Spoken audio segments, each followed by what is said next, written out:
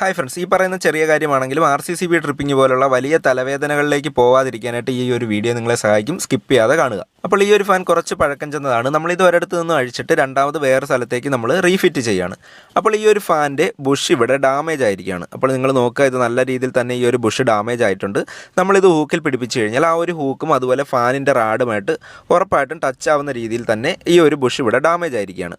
അപ്പോൾ നമ്മളിത് ഇതേപടി തന്നെ ഫിറ്റ് ചെയ്യാതെ ആ ഒരു ബുഷിനെ കൂടി ചേഞ്ച് ചെയ്തിട്ടാണ് നമ്മൾ ഈ ഒരു ഫാനിനെ ഫിറ്റ് ചെയ്യുന്നത്. അപ്പോൾ ആ ഒരു ബുഷ് മാത്രമായിട്ട് ചേഞ്ച് ചെയ്യാൻ പറ്റത്തില്ല. ആ ഒരു ഷാക്കിൾ സെറ്റ് ഉൾപ്പെടെ മാത്രമേ അത് മാറ്റാനായിട്ട് സാധിക്കത്തുള്ളൂ. ഇതിന് ഏകദേശം ഒരു 40-45 രൂപ മാത്രമേ വില വരുന്നുള്ളൂ. അപ്പോൾ ആ ഒരു പഴയ ഷാക്കിൾ സെറ്റ് അതുപോലെ സെറ്റ് ചെയ്യുകയാണെന്നുണ്ടെങ്കിൽ പഴയ ഫാൻ ആയതുകൊണ്ട് തന്നെ വൈൻഡിങ് ഭാഗത്ത് എന്തെങ്കിലും ചെറിയൊരു ലീക്കേജ് സംഭവിച്ചു കഴിഞ്ഞാൽ അത് ഉറപ്പായിട്ട് റാഡ് വഴി ആ ഒരു കോൺക്രീറ്റിലുള്ള ഹൂക്കിലേക്ക് എത്തുകയും ഉറപ്പായിട്ടും അതൊരു RCCB ട്രിപ്പിങ്ങിലേക്ക് പോവുകയും ചെയ്യും. പഴയ ഫാനുകളുടെ ബുഷ് അല്ലെന്നുണ്ടെങ്കിൽ ഷാക്കിൾ സെറ്റ് ഒന്ന് ചേഞ്ച് ചെയ്ത് കഴിഞ്ഞാൽ RCCB അല്ലെന്നുണ്ടെങ്കിൽ ELCB ട്രിപ്പിംഗ് പ്രോബ്ലം ഒരു പരിധി വരെ ഉണ്ടാകത്തില്ല.